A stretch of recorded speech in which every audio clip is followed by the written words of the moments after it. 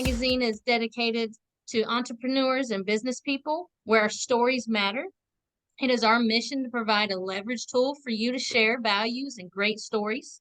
It is free to contributors and subscribers and has no ads. So your content will always remain yours. We do not copyright. Now, today's speaker is Eric Levine, and many of you have had the chance to meet him in person. And when you do, it's great. Eric is a great person. I love him to death. I always love getting to see him and talk to him all the time. My dad loves him too. So he's always asking about him. But Eric is a global entrepreneur and a passionate leader. He got his first license from Gold's Gym Enterprise, where he put 6 in Canada and then eventually opened 2 in California. He partnered with Ray Wilson, and together they opened up 72 club chains called Family Fitness Centers. Sold that and merged with 24 Hour Fitness, where he went on to create California Fitness Center in Hong Kong, Singapore, Taiwan, Korea, Thailand, Vietnam, Malaysia, China, and Australia. He sold the 24 Hour Fitness Center for 1.7 billion US dollars. Now, since then, he's been a key figure and investor in UFC gyms in 70 countries around the world, as well as partners with Yankee slugger, everybody knows, Alex Rodriguez. Now, Eric is also a global consultant of Four Seasons Hotel, as well as many others. And of course, he's a big fan of the Bellwether magazine.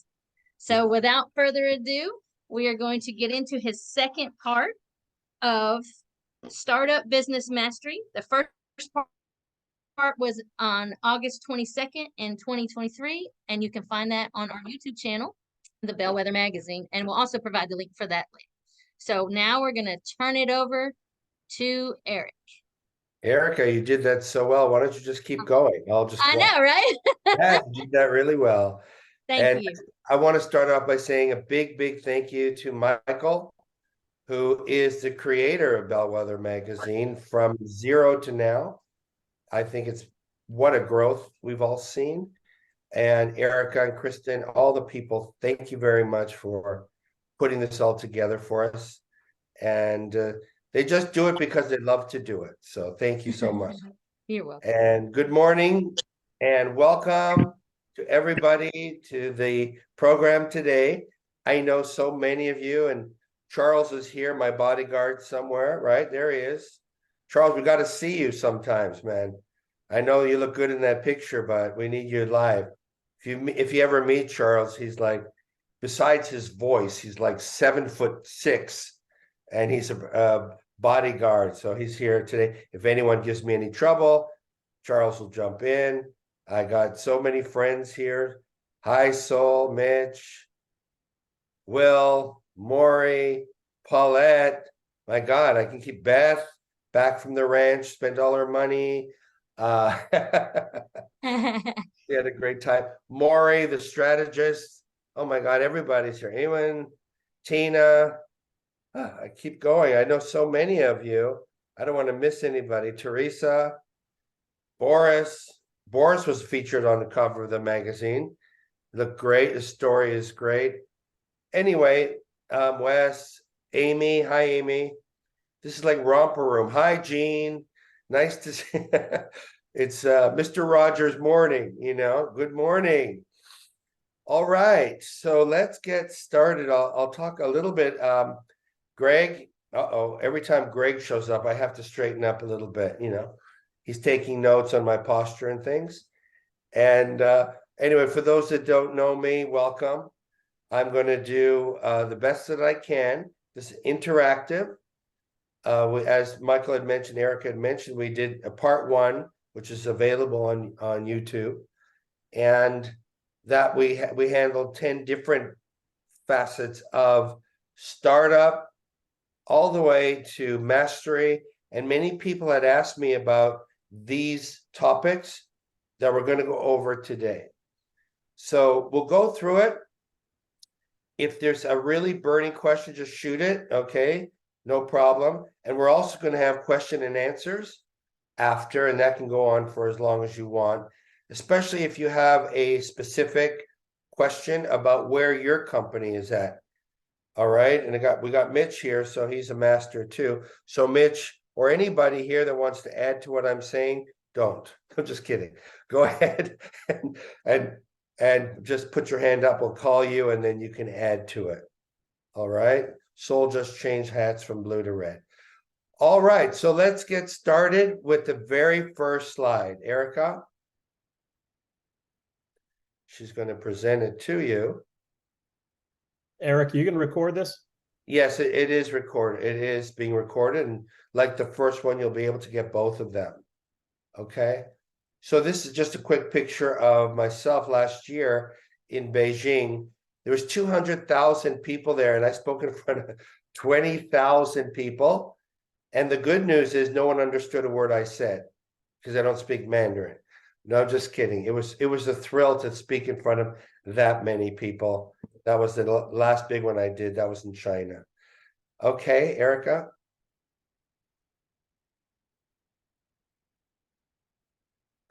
A little bit about me, but I think we already talked about it, Erica. So, I mean, we can go on from here.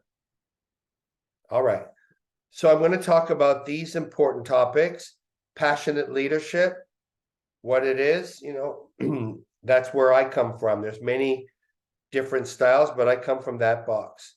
Franchising. Lately, a lot of people have been asking me about franchising. What's the benefits, or should we do it ourselves? I'll go into that. I've done franchising for a long time, and I know some of the good and some of the stuff, the not so good stuff. Scaling, we all want to scale. We start off. I'm not just going to stop with one. I'm going to open up 2, 3, 4, etc., etc. Pitch deck. I receive so many pitch decks. So does Dan and Chase, for those that you know. And usually the very first page and you're disqualified. And I'll tell you why you're disqualified. And once you're disqualified, right, Greg, you don't have really a second chance. So we have to get the pitch deck right. Equity versus rev share. This is a very important topic because equity is forever. It's like getting married. Rev share has a lot of flexibility, but we'll talk about that. And then what is EBITDA versus profit? Because most businesses are selling on EBITDA. Not if you're on the stock market, it's a different type of accounting. But in most businesses, when we acquire them, it's about EBITDA, and I'll go over that. So let's start with the first slide, please, Erica. So is that on half the screen? They can see me and all this as well. Is that how it is? Yeah, it's okay, Maury? All right, thanks. Maury's my partner in crime, so I listen to him. All right. So passionate leadership. What is leadership? There's so many different styles of leadership, and it also depends upon what industry you're in, obviously. But there's a lot of similarities that go through every type of company and every type of leader.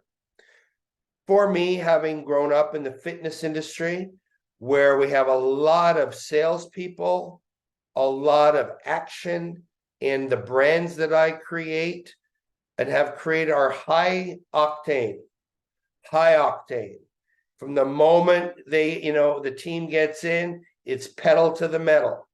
And I like to create such an energy that wherever you go into any of the clubs, and at one time we had 475 locations. And I'll go into that about in scaling and franchise. Every club had their DNA. Where does the DNA come from? Comes from the leader. She or he will designate what the brand is. If it's a library, well, we're not going to be shouting, yeah? We're not going to be screaming wow and having high fives and getting the whole group together. But if we're in a people industry where people have to feel the energy, the commitment, the power of the team, that all comes from the leader. So the leader has to remember everyone is always watching you. Always. You have to stay on brand yourself. And that goes to the golden goose, which is what we talked about last time. Maury, remember what the golden goose was? Oh, he can't, he's muted. Okay. The golden goose is us.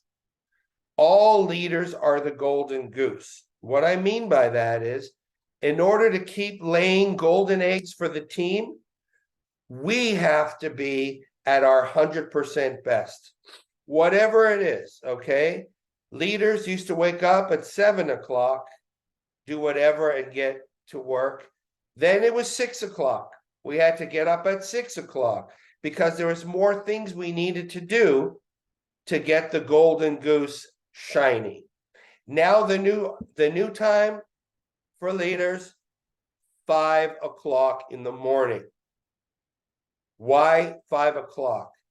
Because it gives you 2.5 or 3 hours to shine the goose.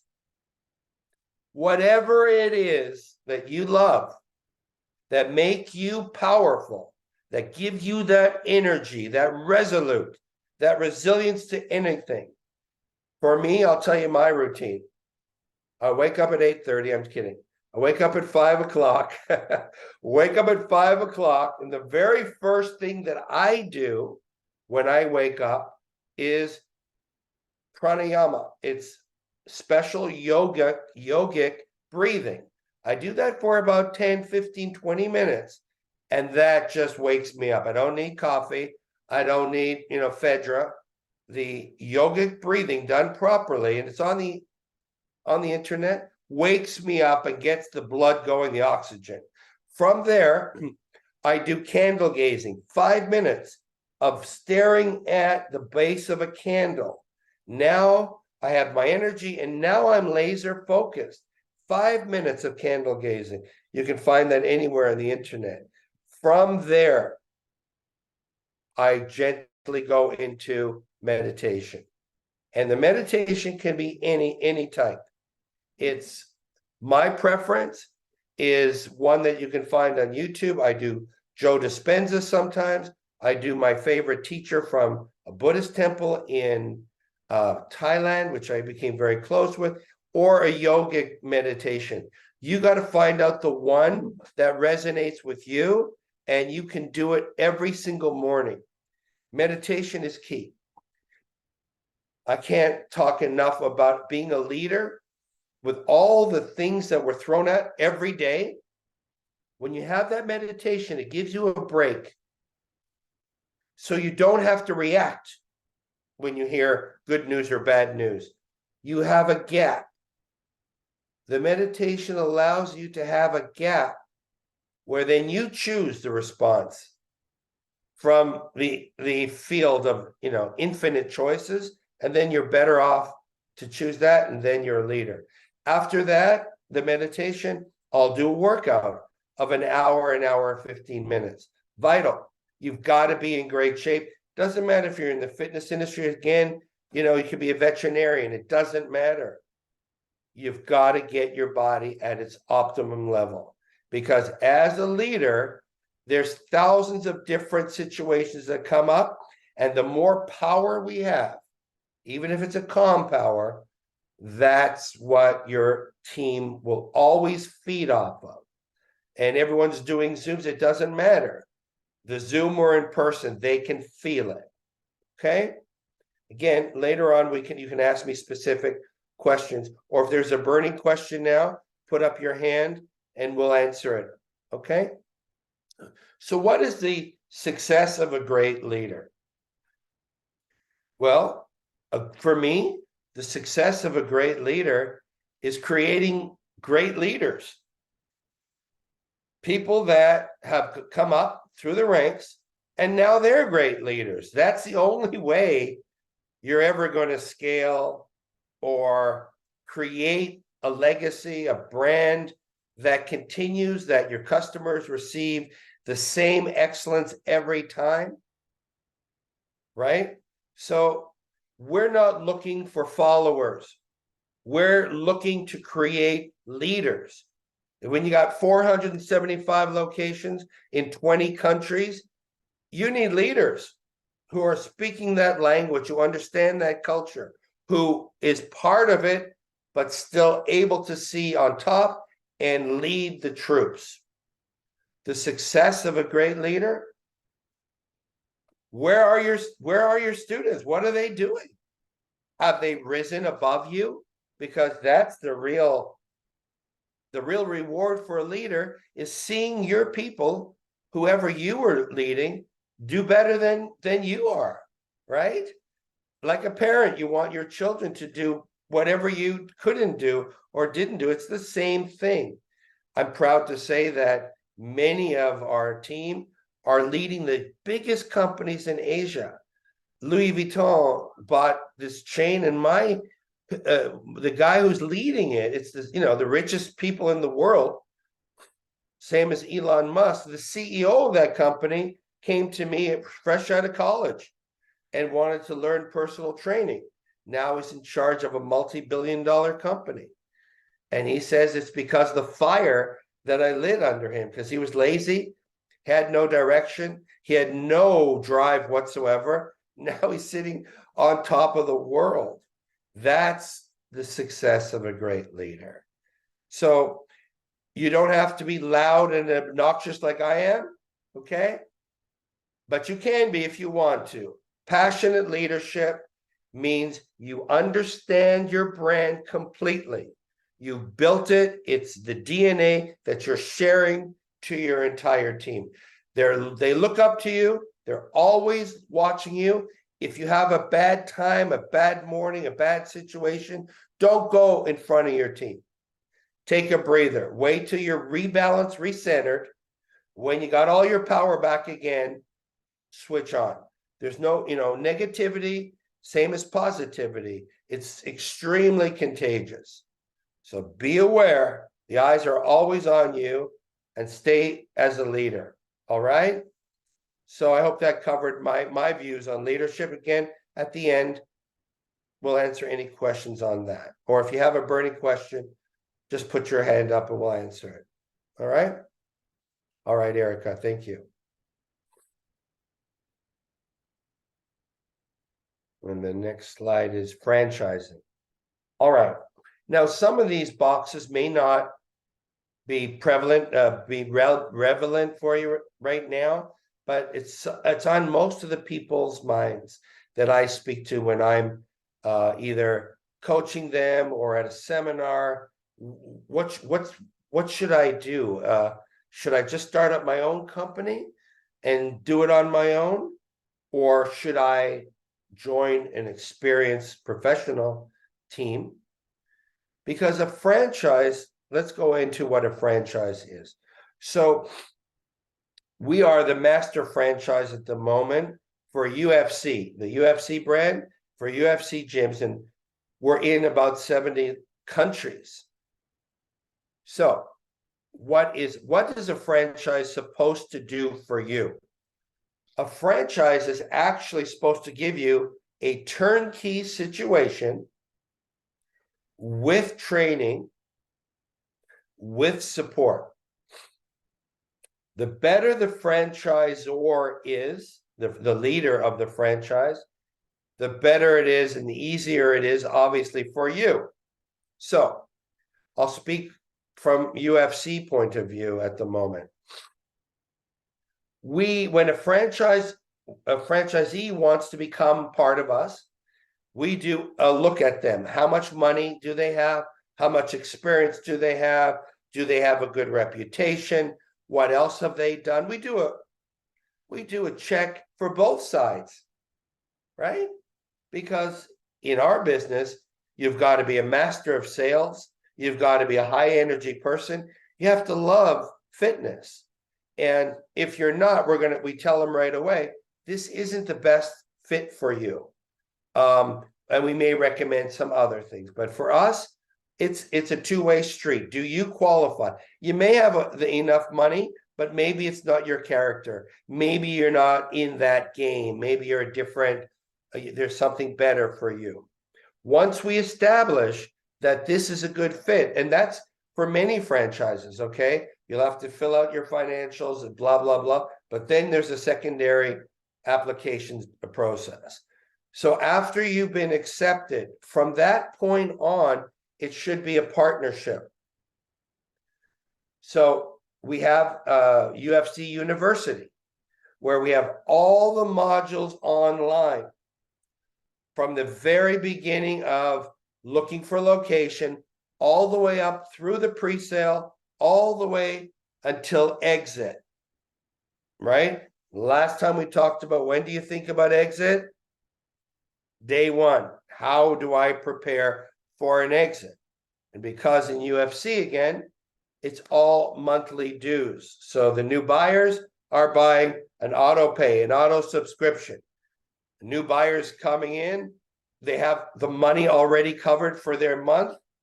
You can get, in our business, 10 times cash EBITDA, which I'll go over later. We will design everything. We will send out a team that will go and look at the location that they want, right? And we'll do it with all of our knowledge. We'll make sure the location is right. We'll make sure their contract is right with their landlord. It's the right height. We'll go over every detail that you have to know, all the way through legals,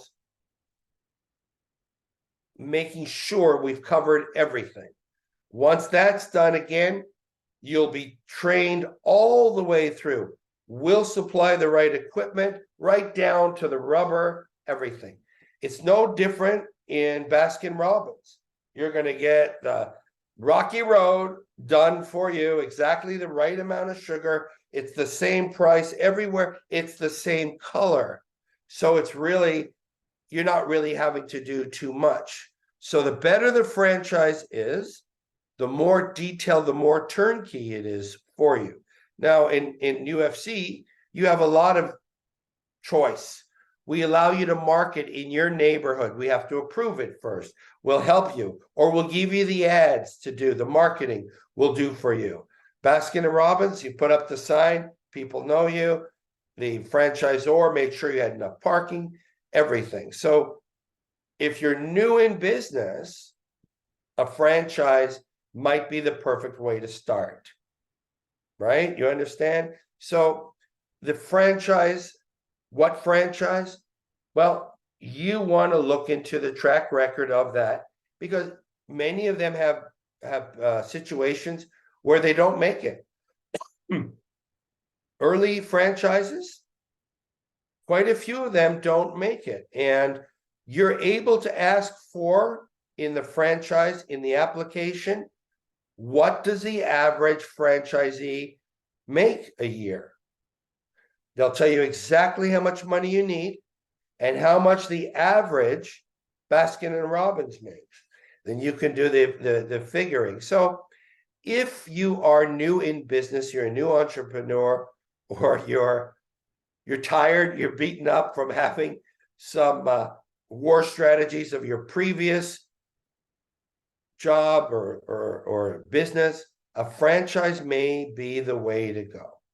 Check out the one. It's got to be a business that you would love, or at least like, because even if it's a franchise, you're going to be in there most of your life till it gets going, and then you'll probably want to scale. And that's another thing with a franchise. How big is my territory? How big is my territory? We see Starbucks all over the place, right? Right next to each other sometimes. Well, either they didn't do it right or it's theirs, right? They could be the same owner. But make sure that you have enough territory. The reputation is long-term. They do everything. All your questions are asked. In UFC, we have all the modules, like all the laws, the 52 laws. And there's a certain amount of time that the franchisee must spend in our university. And we know exactly how long they spend there. And then we can go back to them and say, hey, we see your numbers are going down here. That's because you didn't learn this or that. So a franchise is kind of like can be like a great big brother or big sister or parent watching over every step you make. So the benefits versus startup obviously is that if you're new in business and you're doing a startup, and I don't care how big or how small, it could be a small flower shop. It can be an 80,000 square foot, $10 million fitness center. It doesn't matter. The startup takes the golden goose, you, going through every single detail of what you need to know. Trust me, when I started my business, I didn't know about all these, the business tax and the this tax and the that tax and the tax on my sign. And my sign was 2 feet too big.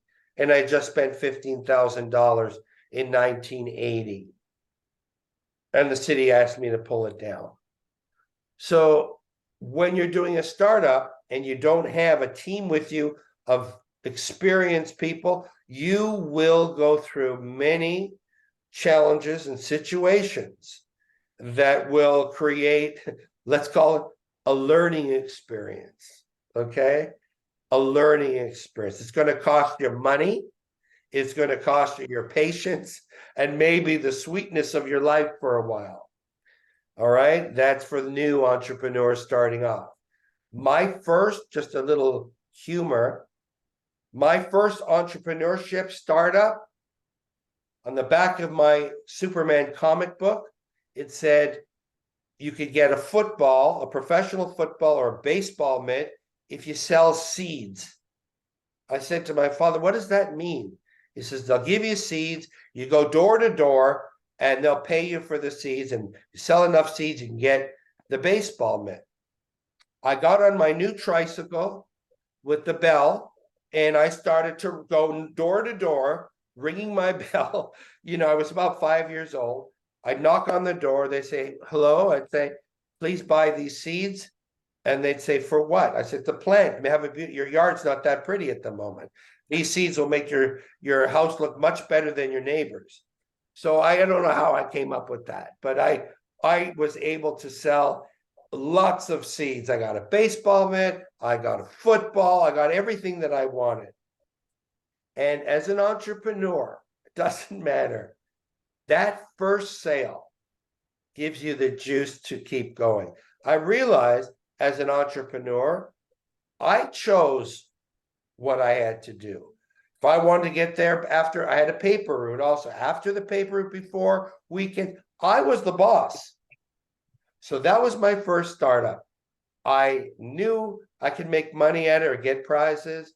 I chose everything that I needed to do. I needed to get a horn. So I got a horn to honk more so that people would be ready for me to come on the second time I'm upselling them. So it doesn't matter what you're doing as a startup, okay? But be aware that it's going to be a PhD education. And I don't mean that to belittle the PhDs that are all here. We probably have 20 of them. So that's the difference between franchising and startups. So I hope that you got some information on that. And again, we can talk about it in the question and answers. Okay, next slide, please.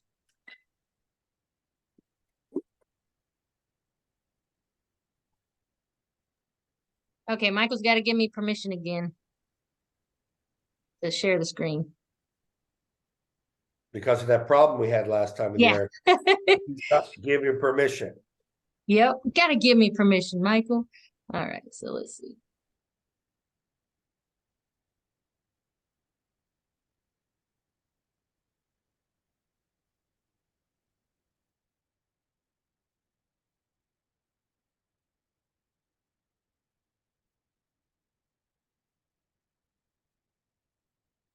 All right, here's another favorite question that I'm asked. Usually entrepreneurs have this burning desire to scale. And scaling is something that could be magnificent, or if you're not prepared and ready, it could just kill your product right away.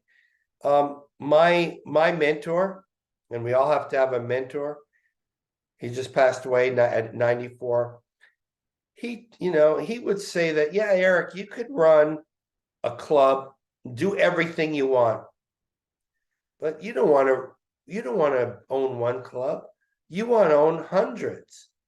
So get the mentality, first of all, that it's never going to be as good as you are in their clubs. Sometimes, going back to the leadership, they're doing better than you would do. Okay? But you have to be able to say, well, if I do one club at 100% and I do 5 at 80%, 5 times 80 is 400, 4 times more revenue, income, etc., than if I do it myself. Now, how do you go from one location to 475 with many different languages, currencies, cultures, you name it? You have to have systems. It's kind of like a franchisor, okay? You have to have a system, a manual that covers every single detail. Again, very similar to what we just talked about in franchising. The more that it's a turnkey operation, 2 things. The easier it is for you to know when the club isn't doing, I use the word club or store, isn't doing well. You go back to the systems that aren't being properly supervised. You need a system for every area of the business. So when you see a situation where one of them is having difficulties, you'll know what it is and how to help them.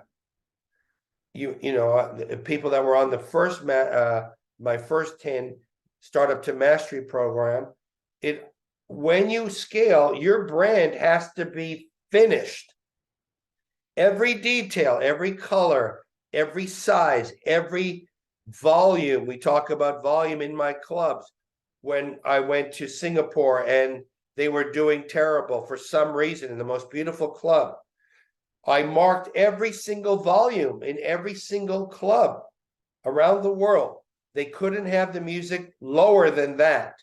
On the TV, fashion TV, MTV, sports. I see that this club is down, way down on profit, members, everything. I'm expecting to go into my club. The door should be wide open because I designed the building. It's wide open. I should be hearing the Van Halen jump from 20 feet before I get in the club. That's the system that we have. The doors are closed. I don't hear any sound. My first anxiety.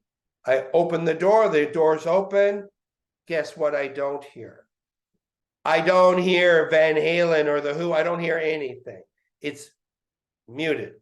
No receptionist, and I look behind the counter, and my red line that they could not be under, they're way under. They're on number 1, and they have to be at 7. I go look at the TVs, and it's 2 80-year-old women cutting papaya.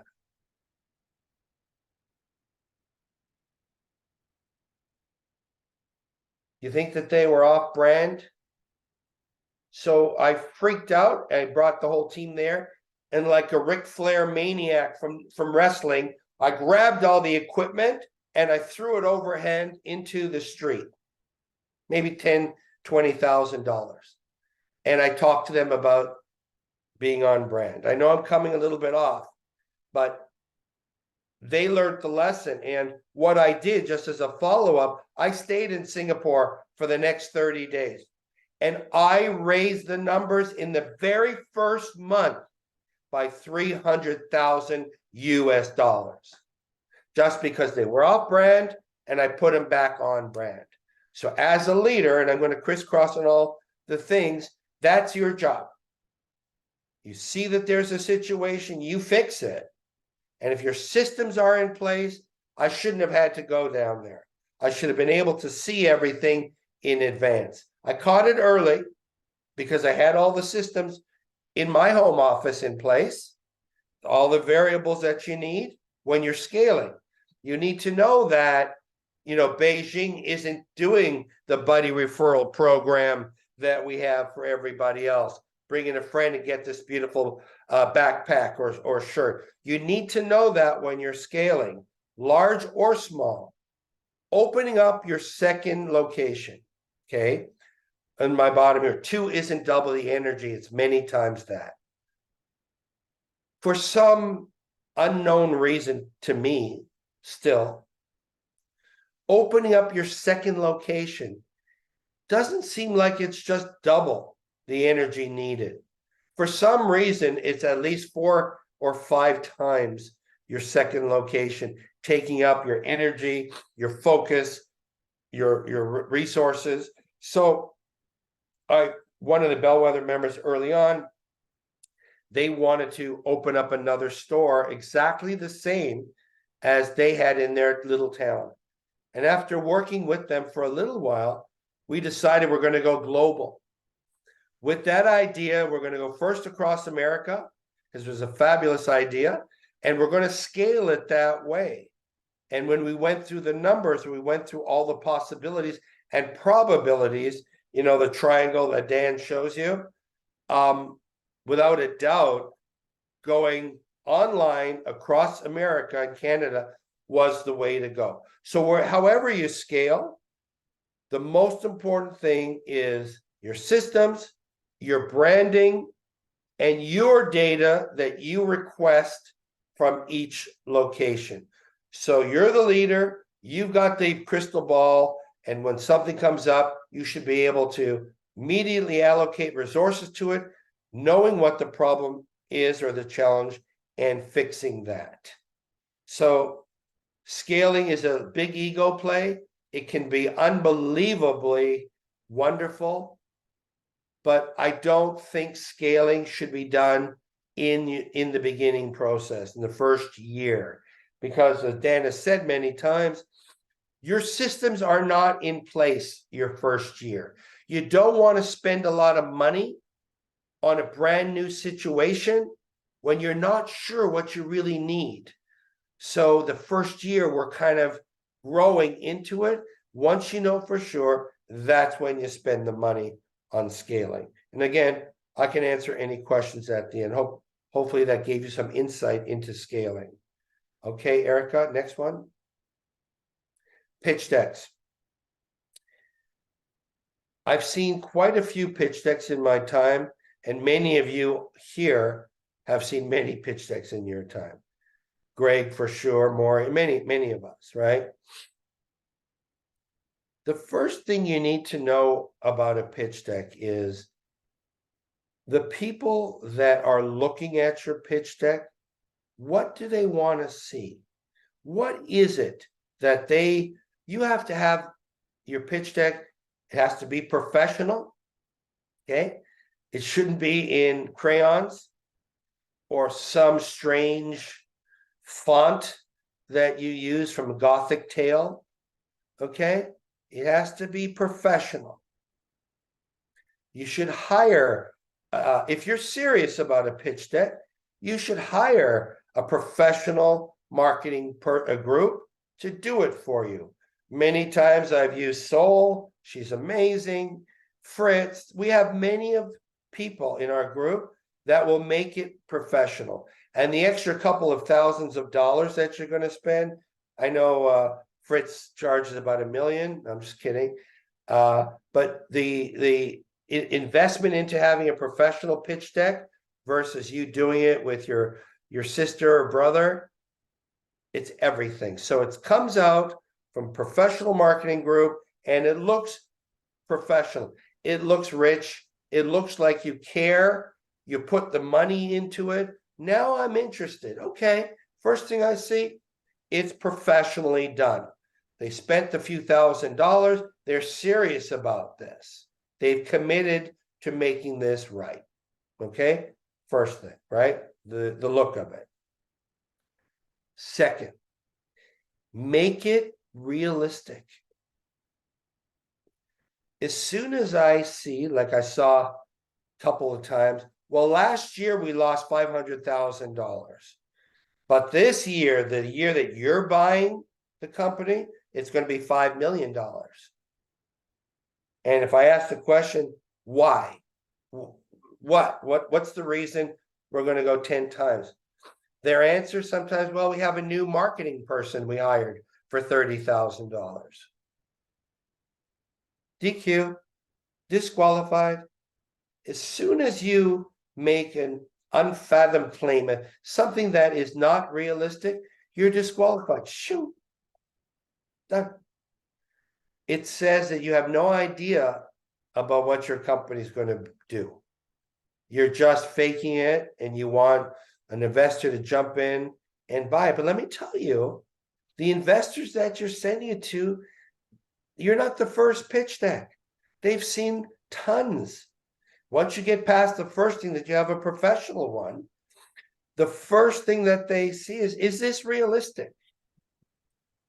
No hockey stick. A hockey stick means, well, we've been going like this for 19 years, Jeb.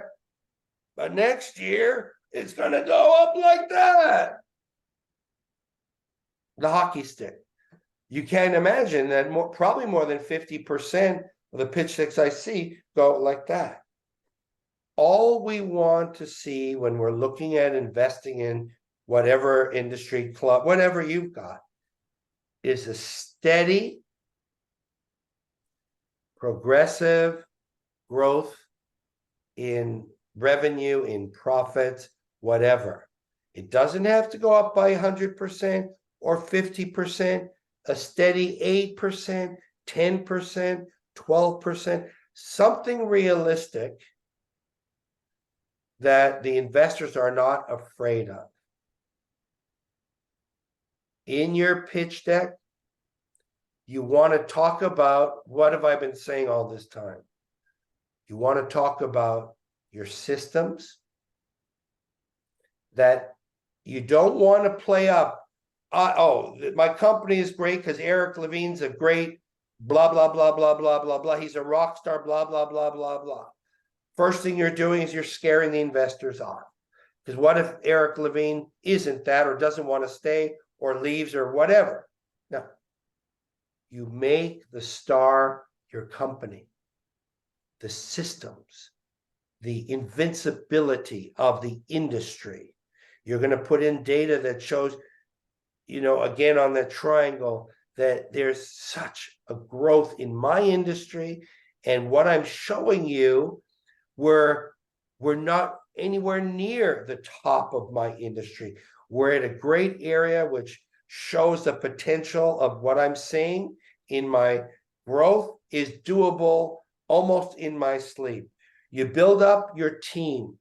You've got a great team. You've got the systems in place. You have all the data that you need to show the investors on your company and in your industry, so they know that you know what you're talking about. And I saw Maury shaking his head. If you can show them that you have recurring income, automatic dues on a credit card, ACH, that is the glory moment. If you can show that, and that goes to my first meeting that we had in the mastery. Day one, when you start your business, you're thinking about how I exit. Exit in this pitch deck is when you say that my monthly recurring income, I don't need any new customers. My monthly recurring income already covers all the expenses. Bingo. You go from being a regular pitch deck to the top of the pitch deck world. They don't want to see, well, I've sold 1,000, 10,000, 10-year memberships and I have the money, because that's called deferred revenue. The new buyers have to service those people, yet you've already taken the money.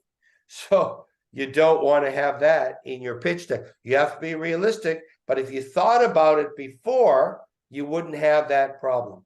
And again, later on, I could talk to you about almost any industry. We can create a membership, a subscription model, an auto pay model. That's the glory moment. that is when you will sell your company. Does everybody understand that? It's vital. It doesn't matter what industry. We can adjust it, and we have to do that as early as possible in the time that you started your business. Okay, and again, if you do those steps, make it professional looking. Have a Sol or Fritz do it, or somebody professional. Make it realistic. Have all the data. No crazy up. They'll like it. They'll be fond of you. The fact that you didn't create a rock star, you're not the rock star, and the investor's son or daughter can be. Many times I sold to rich families who thought, oh, this looks so easy. My daughter or my deadbeat son, he can do 10 times better than that. Right? That makes sense. Yeah. All right. Let's go to the next box. Equity versus rev share. I've spoken to quite a few of you, and many of you are so generous. Hey, Eric, why don't you be a partner of mine? I'll give you 25%, 50%, 30, whatever. And I look at them and I say, you really want to marry me? And they look around, what? I say, yeah. You want to marry me? I say, no. I said, well, you giving me equity. Now we're partners. We're married. We're at the hip now. Is that what you want? And once you give me those shares, I own those shares. Equity is shares in your company. Make no mistake about it. There's no taking it back or saying you're not performing. You're not performing. I'm taking the equity back. No. When you give a piece of the pie, you gave that pie forever. You could have a clause that you can buy it back at a certain strike price. There's many ways to mitigate equity by your operating agreement. Okay. So, and we don't have time to go in the first part. We can talk about it later. Equity is forever. And you think about what the value is at the moment and what it's going to be in 5 years, because you've done the math, you've done your homework. Is it worth it to give Eric that amount of money now, when I know in 5 years that 33%, according to my triangle, my data, is $3 or $4 million? Is that what I want to do? Do I know him that well yet? Maybe. Most of the time, probably not. Most times in equity, it's over time. So let's say you wanted to give Charles 10% of your company. You may have it vested, meaning coming through to actual being given over time. The first year he gets 2%, second year another 2%, third year that. So it's a vesting over time. That's much more safe if you don't know the person, you haven't worked with them, before. And your operating agreement, that can totally protect you from any adverse situations with your equity player. It's all about the details on who's responsible for what, who does what the expectations are of that person that you're thinking of giving revenue to, equity to, et cetera. So equity can be different times. It can be vested over time. It's forever. The operating agreement can mitigate a lot of that. If you're very smart, you understand what that can do for you, right? And they're with you forever. You let it vest over time. So revenue share. What is revenue share? It's simply monthly. The revenue was $10,000. We either can pay a percentage off of the revenue. You can pay a percentage off of the profits. It doesn't matter how you skin it. It's much safer to give revenue share on the EBITDA, and I'll go over that, EBITDA is earnings before interest, tax, depreciation, and amortization. It sounds complicated. It's not. It's kind of like cash flow. So it's before taxes and things like that, which your person doesn't have any say in it. So when you're doing a revenue share, you want it to be so it's in their control. So if you want, like in a very high powered industry, the fitness industry, if I have a country manager, I need them to be motivated to bring in the top number. And if they're really the director, i.e., they're responsible for profit, their spending, which again, if your systems are in place, you'll know if they're overspending. Actually, when we had it really down, we actually gave out the amount of pencils and pens at the beginning of the month. And that's it. When they're done, you better go buy your own. So rev share, you have to tune it to who the person that's in charge. In my industry, I pay them on the top line, how much money they're bringing in. I pay them on what they're responsible for. Many times they also have to do business, and the EBITDA at the end of the month. Because if I started charging them for taxes or stuff that is not in their control, that's going to demotivate them. So when you do a revenue share, you want it to be things that are within their control. That's going to motivate them. You could make the revenue share a contest monthly, which I'll go over later. It can be this month, you're used to getting 7% of the total number. This month, you're going to get 14%. Now you've got someone, you're saying, I'm going to double your income this month. That could be on a December, which could be slow, or if you're a retailer, it's not December. It could be in July, when everyone's on vacation, whatever. Having revenue share, you are always the captain of that day. That day you could say double commission today, or that month. It doesn't matter. You are controlling it like a puppet. And in equity, that's not going to play that way. That's long term. But revenue share, you wake up in the morning, you feel great. Today's a double commission day. And what's going to happen, you think? You're going to double the revenue and double the EBITDA. Remember, as a leader, as an owner, as an entrepreneur, your greatest feeling should be how big those commission checks are.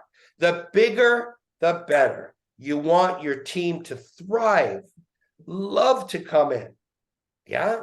And by you being able to adjust the revenue share, bonuses and commissions, you could throw oil on that fire whenever you want to. That's one of my specialties. I just love that. I love jazzing up my people that day. They don't leave till midnight, or if I give it a week, they're 24/7. I have to kick them out of the club. What are you doing? Get out of here. Your wife said you've been missing for 7 days. I don't want to deal with that. And all sorts of things. We had a company that kicked my butt. It was a spa company. They would do something crazy. They would have a number. Let's say it's $200,000.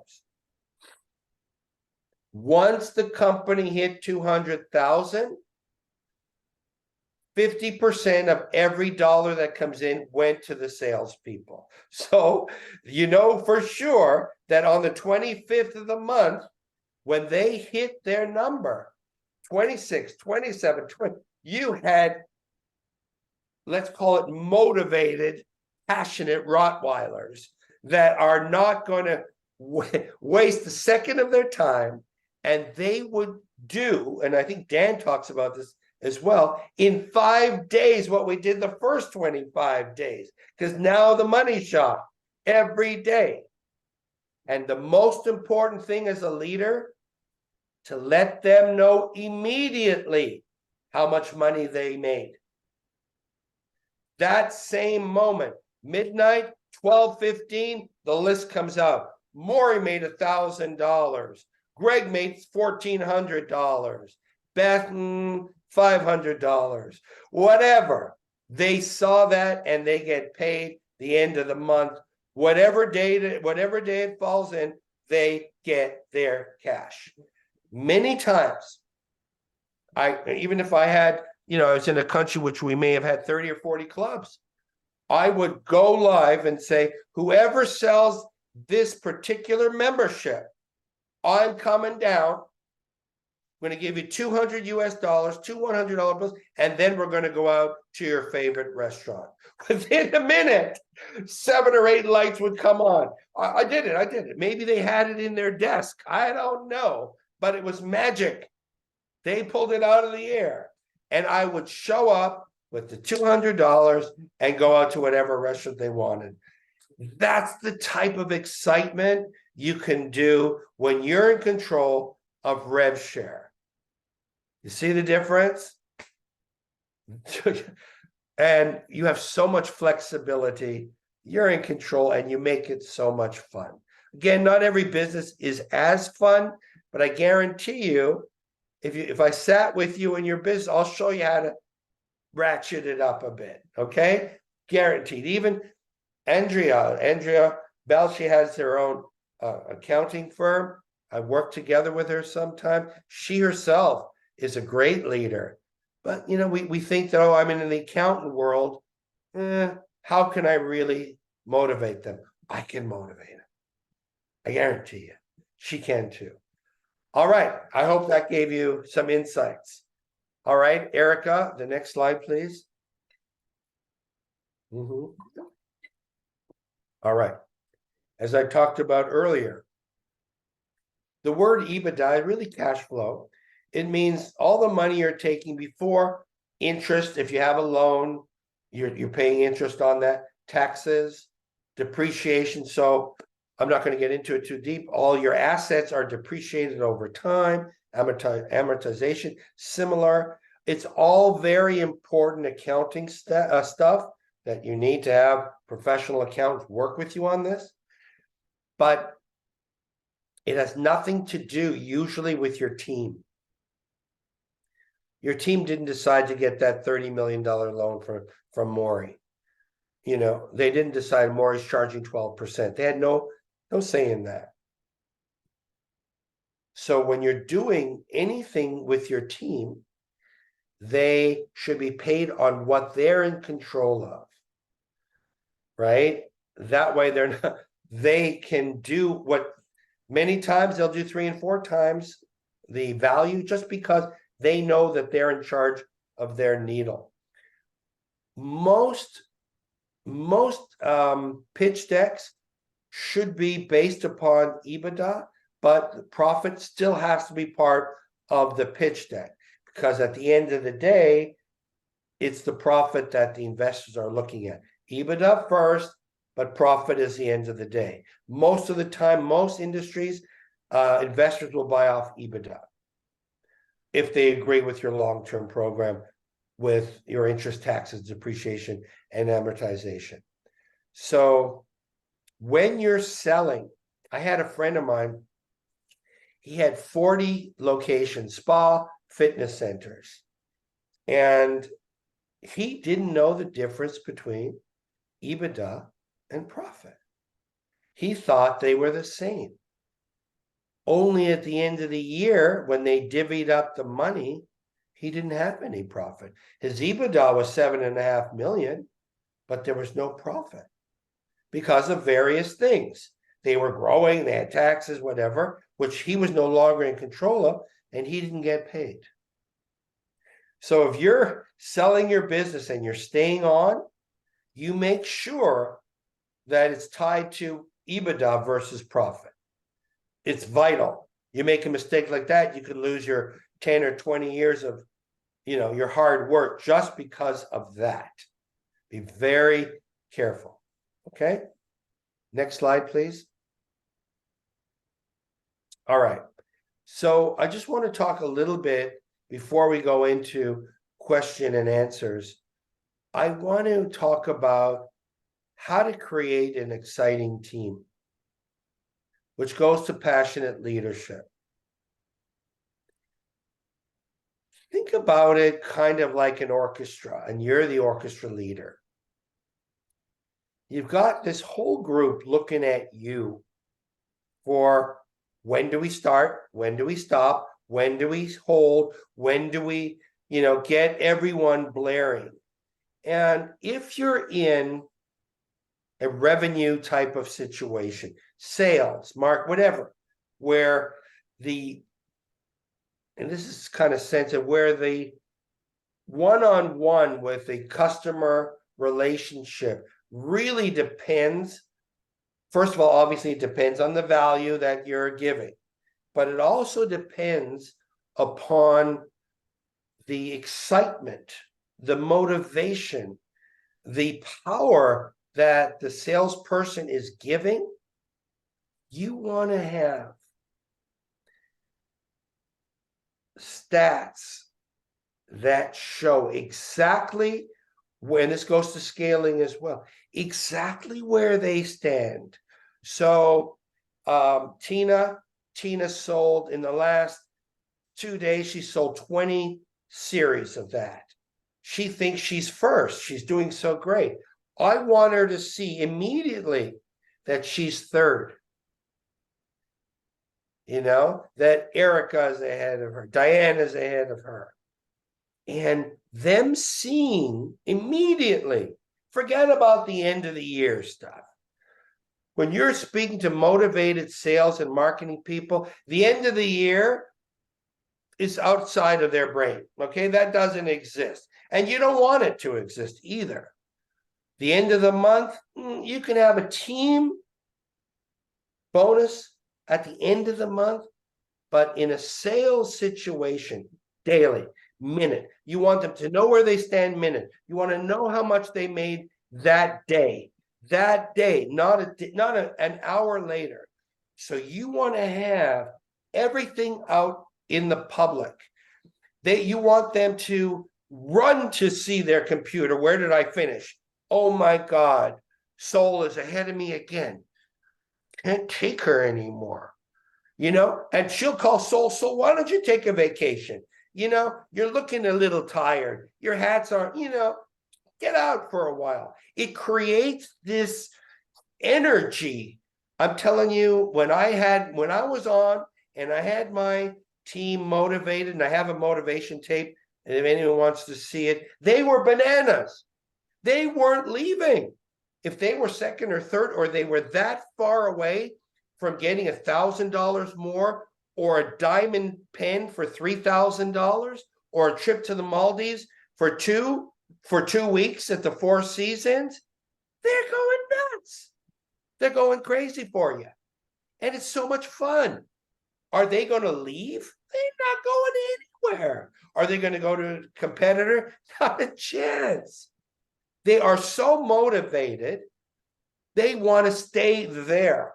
Someone comes to the reception desk, they're going to go like a cobra, like roller derby.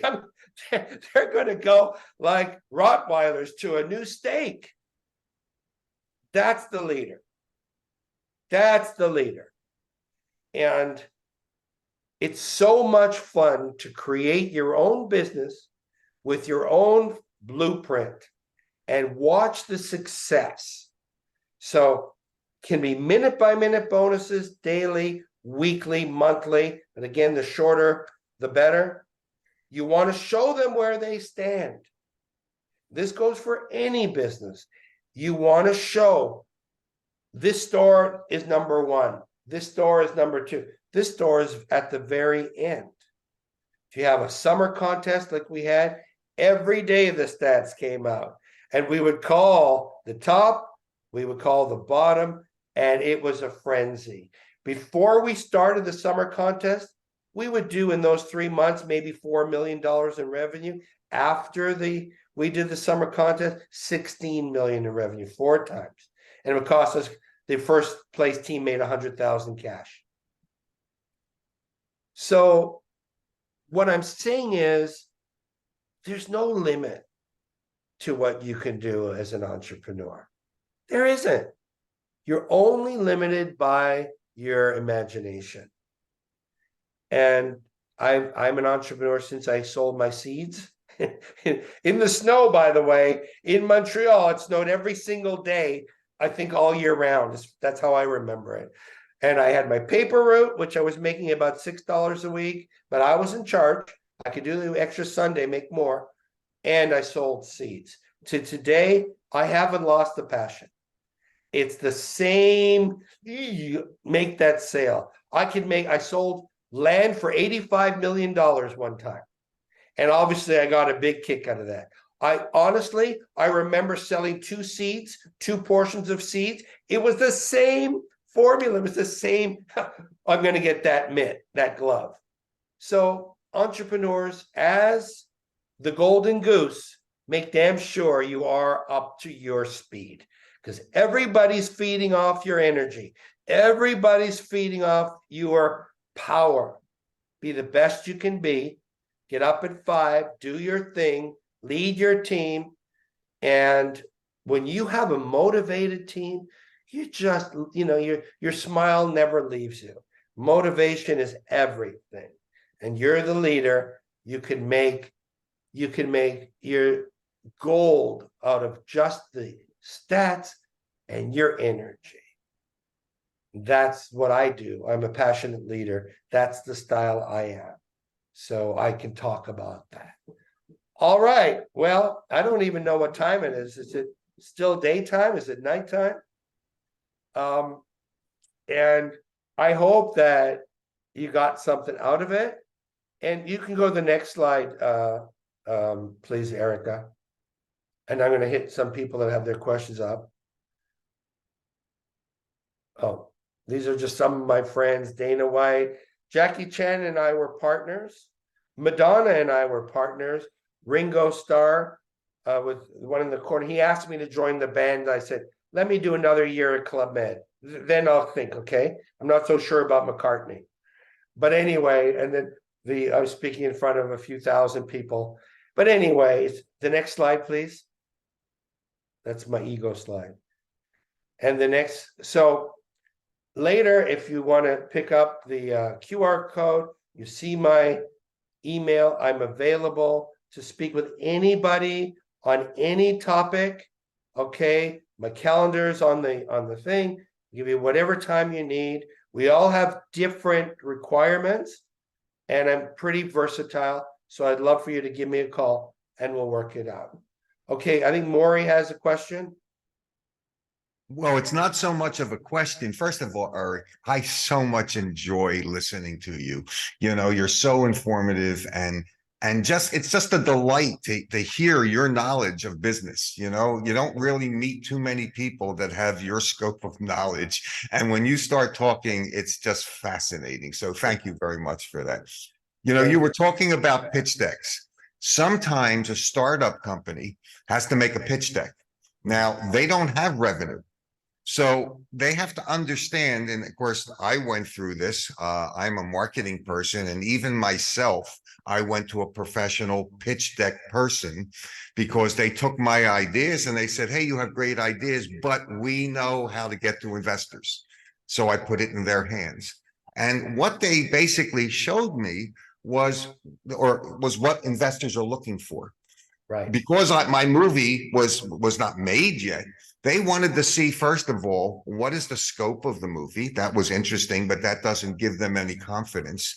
They wanted to see who would possibly be in the movie. And again, no confidence. What gave them confidence was what other movies that came out in the past 10 years, the past 20 years, what did they spend to make those movies? How much money did those movies make? What was the market of those movies? And how is my movie similar to the examples we were giving them? Because that was the only basis of revenue. So here, the person that developed the pitch deck, and Fritz did it actually, so thank you, Fritz.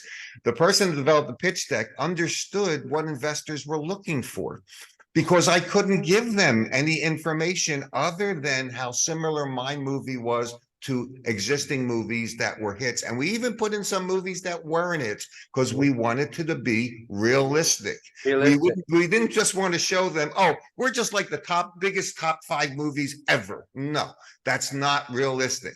We had to show them our movie is in this category. This category generally does well. Sometimes it doesn't. What we're hoping with maybe some of the differences that we're showing you, that we will be closer to the ones that are doing well. And that's the only way that investors could understand. So people that are doing startups, they have to understand what are investors looking for. And Eric, you gave some very good points, but sometimes it's not revenue. You have to basically show them your passion. You have to show them the proper business procedures, that you know what you're doing, and you have to compare what you're doing to other companies that perhaps were like you. So again, you know, this pitch deck or business model or whatever you're going to use is super important. So whoever was, you know, hopefully people listening to Eric will understand that if you want to get money, you have to know your investors.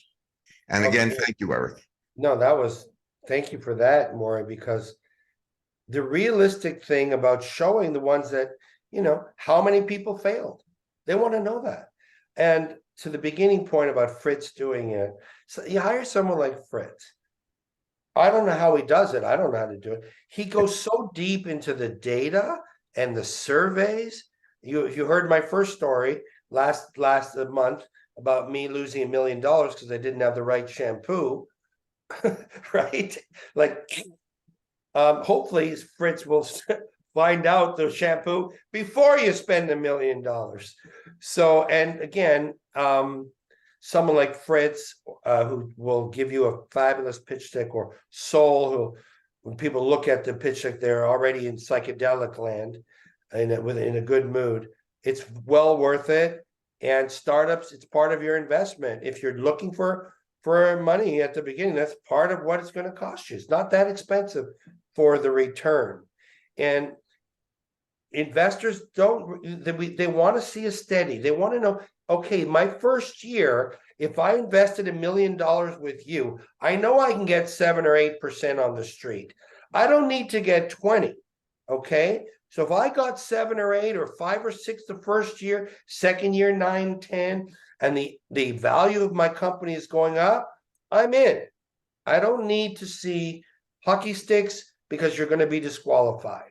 And it just shows that you've been doing terrible work. If you say, last year I did this, next year I'm going to do this with your money, well, what are you? You had a terrible year. What was your problem last year? Steady growth is what they're looking for. And if you're new, okay, again, they're looking at, do you know what you're doing? What systems do you have in place? Is this just a dream, or can you really do this? And who is working with you, working for you? Who are your mentors? You have to give them as much data to make them feel comfortable. And they're also looking at your passion. If you're not passionate, they won't be passionate either. So that's an important thing. I'm going to let somebody else speak. Okay. Thank you for that, Maury. Paulette, you have your hand up? Yeah, on a different scope. I don't get on the internet much to say thank you, Eric, but I want everyone to know that I had a small session with Eric, and it has, even with that very small time that he spent, it has reversed my direction in terms of my business. It brought me back to where I needed to start. And this is not my first rodeo, and I've been in business for 25 years prior to now, but somehow in this new era, I had challenges, and Eric got to the root of it in just a small session and said, listen, this is where you need to start. This is where you need to go. And it broke my ego because, you know, I thought I knew it, and, you know, I wanted to scale. And he goes, you can't scale. You don't have all the tools in place to scale. And so if you can get in and talk to Eric and you're having areas of challenge, it is well worth it to have that dialogue with him. And just the fact that there is this level of access to a person that has walked the walk, talked the talk, and has done business, we should be very happy being a part of the Bellwether crew that has such access, because it really is invaluable. So that's basically what I wanted to say. Thanks, Eric. Thank you so much, Paulette. I'll pay you later. You take Paul, right? You take Joe? Of course, I'll take it. Thank you, Paulette. Well, to Paulette's point, first of all, she's very intelligent. Number one, she's been around the block. She's been an owner, a leader, an entrepreneur. And sometimes we get blindsided. We just get blindsided by life. And we need a mentor.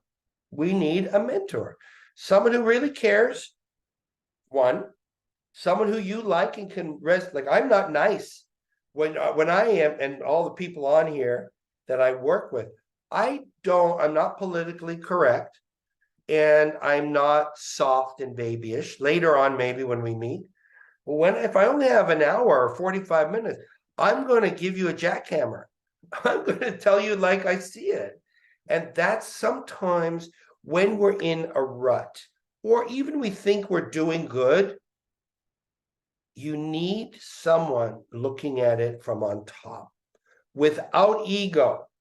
Because as an entrepreneur, we love what we do. And to Paulette's point, we think we are doing everything that we can. Someone coming in with your best interest, one, you like them. Two, your best interest. And three, they know what the hell they're doing. Okay? Show me what you've done. I mean, did you learn it from the comic book? Or, you got your butt kicked in 10 countries. I want to go with the one that got their butt kicked in 10 countries, and now they know what not to do. So be careful when you hire a mentor, or you meet a mentor, that they're specializing in what you do. You like them, who they are, what success they had, and what success their people have had after giving them the knowledge that you imparted on them. So important. There's lots of coaches, lots of mentors, lots of blah, blah, blah out there. You know what's real. Go for the real. Doesn't have to be too pretty. Go for the person that you believe can grab you by the hand, lift you up, and keep walking with you. That's the one you're looking for. So thank you. Thank you for saying that, Paulette. Thank you. Mitch?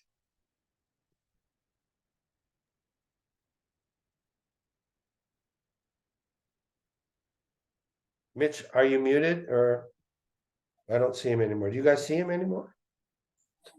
Yeah. I can't hear Mitch. Something technical. I can't hear Mitch or see Mitch. He's still in there, but I don't hear him. He's not muted. Oh, I don't know. Let's move on to Ralph. Yeah, we'll go to Ralph. Come back. He did say he can't get on. He says, sorry, not sure why, Mitch said. So maybe you can guide him. I don't know. I'd love to hear. We'll see if he comes back in. Okay. Mitch, you may have to get off and come back in. But Ralph? Hey, Eric, I just thought Hi. this was really good. Thank you. Very, very helpful. Your last one, I went in expecting something totally different. I was extremely surprised by just everything involved. I want to say thank you for making yourself available and taking my phone calls, and I'm sure a lot of other people's phone calls. And just thank you. And that's all I want to say. Thank you, Ralph. And Ralph is a very unique cat. Okay, he's unique, To say the least. to say the least. He has as much empathy as the great saints around. He really genuinely cares for people. That's the most endearing part of him. On the other side, he's a bulldog. He's a bulldog, with half the stake and the other half of stake is someone else pulling. He's never going to give up. He's going to get that stake. He's going to get that stake. He's a world champion. He's gone across the oceans. He's done things that I would never, ever do, even if he's the captain, especially if he's the captain. I'm not going anywhere near. If he wanted me to go in a rowboat with him in a lake, I wouldn't go. I'm not going anywhere near him in water. And he is trying to own a sport that he is passionate about, and he will get it. I just hope that Ralph will take a smaller shot to get started. I've been giving him that advice, but he sees the whole world, and I love that. That's kind of like I am. But my advice, get the money to get started. Be happy, get it started. The rest will take its own power, and you'll fly. So that's my advice. Thank you, Ralph. Thank you for your time. Is Mitch available, or we lost Mitch? Mitch didn't come back on. Okay. I don't see him. I don't know what happened. Oh. I got a little something. First, thank you very much for this. It's invaluable. Thank you. So many of us think we know more than what we know, and we don't realize we don't know what we don't know. So thank you for sharing your time, your energy, coming on and doing all this, and sharing your expertise. The second thing, kind of going back to what Maury said, and then you elaborated on it a little bit about your mentors and the people that you surround yourself with. When you're creating a pitch deck, you might want to think about your advisors that you can share in that pitch deck, especially in a very early startup that's pre-profit. People want to see who's backing you, who's the ones that's riding with you, who's on your team that you can lean on. And I think that's pretty invaluable also. And I'm happy to count you as one of my advisors. So Thank you, Michael. I count you as one of my advisors too. You did the magazine with piss and vinegar, and you did it all, the whole thing. You got great people now, right? Kristen and Erica, superstars. And we all love the magazine. We can't wait for the next copy. I'm sure everyone wants to be on the cover. I mean, I only paid you $5,000 for mine, but or maybe I shouldn't have said that. But maybe you should have paid it. But everyone wants to be in the magazine because it's quality, it's great, it's growing, it's getting better. You're getting better. That's part of being the entrepreneur he is. Again, he made a great point. Surround yourself with positive people, and especially at the startup pitch deck that Michael's saying, when they don't know you.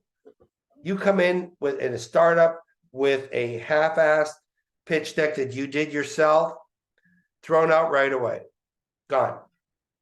You hire a Fritz or a Sol or somebody who not only can do it, but you like what they're teaching you, because they're going to get some data that you never thought of. And all of a sudden, oh, wait a minute. It's not the 70-year-olds we're going after. It's the children of the 70-year-olds. We've been marketing to the 70-year-olds. We should be marketing to the 40-year-old daughter and son of the guy or the woman who's having brain problems or fitness problems. That's what your marketing guru should be telling you, and also encouraging you. Once we make this correction, I'd love to be part of it. How can I be a partner with you? How can we do something together? You need that. You need that when you're starting up. You need people to be there for you. Come on, Ralph. Nah, you don't have to say that to Ralph. Slow down, Ralph. Come on, Eric. Wake up. Let's go. You said we were going to make this. Let's make it. You need that. Like the espresso, double espresso. Let's go. You need that. So especially, and the day that your pitch deck is going to show your personality, right? It's going to show everything. So get it right. You only have one shot. Is there any other follow-up questions? All right. Getting a Well, lot of thank yous in A lot the of thank yous. chat, but other than that, I don't see any hands up. all right. Well, Well, thank again, you, Eric. Thank you very much. I was glad to host this with you. Learned thank a lot. you, Erica. And always a pleasure speaking with you as well. You Well- rock, Eric. Gracias. Gracias, Sol. Mhm. That's Rock. my favorite hat. the Rock blue and roll. rock You and rock. roll. Sí, señor. Rock and roll. Everybody, International. thank you. You rock. And by the way, Sol's team is made up of refugee women. Her whole team. And you know, when you get her work, it's first class, better than first class. It's a new class.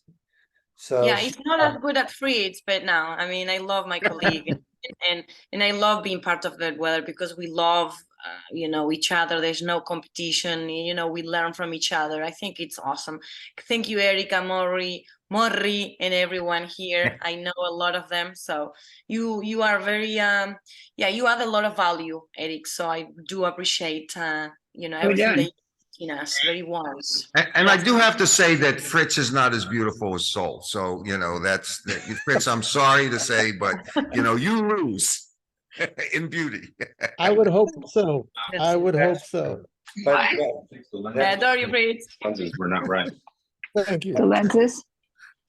Oh, you bought new ones? Mhm. Oh, good. well, I think that's it for today. We'll have Right. another one. But I love Fritz. Look at Fritz's hair. He just doesn't give a damn. I mean, looks so great. He's great. So I'll show you my old partnering lenses. with- The we center have a point lot was of off. we have a lot I of can make you, Yeah. we're working on. wow. Crazy Okay. things Go. take over the world. So big thank you for me for being able to share that with you.